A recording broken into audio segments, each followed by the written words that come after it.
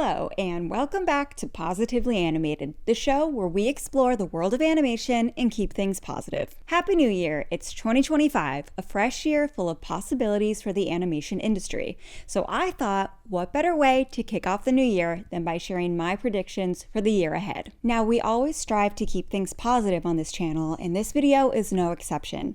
I personally have so much hope for what's to come in animation. But to fully appreciate the silver lining, we'll need to take an honest look at some of the challenges the industry is facing. So let's get into it. One trend I foresee is more studios venturing into the gaming space. We're already seeing collaborations like Barrier 4's work with Netflix and Roblox, which is part of a growing trend towards something called playable media. Netflix, for example, is letting players on Roblox step into scenes from their shows and manipulate storylines to make the experience more interactive and personal, almost as if the player themselves are characters within the story. And alternatively, maybe some studios will even try to create new shows based on Roblox games and characters. I also anticipate an uptick in studios adapting their IP for podcasts. Partnerships with companies like Audible, Pocket FM, and Spotify are becoming increasingly common. A business model that taps into multiple revenue streams is undeniably healthier. Diversification helps studios remain flexible and resilient. Conversely,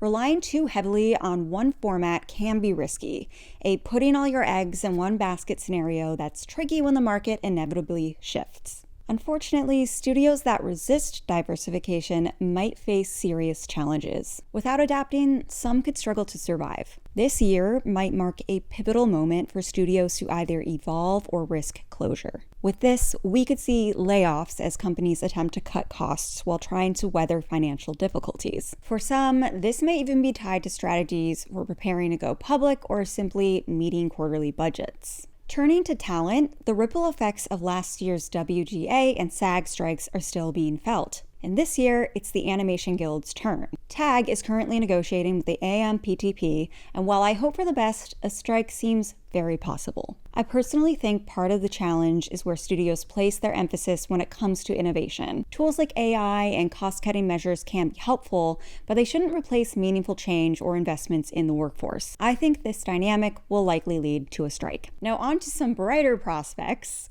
I think indie animation will rise this year, whether through new YouTube content or former studio employees forming smaller independent companies. The creativity and resilience of individuals will shine through. And while breaking through as an indie creator is undeniably tough, like capturing lightning in a bottle, there's something exciting about creatives coming together to chart their own paths. After all, many of today's biggest studios started this way. So when you see people post on LinkedIn that they're launching new companies, it's worth paying attention to. Let's talk about the award season. The Golden Globes already awarded Flow Best Animated Feature, which, yay, an already significant milestone for indie animation this year.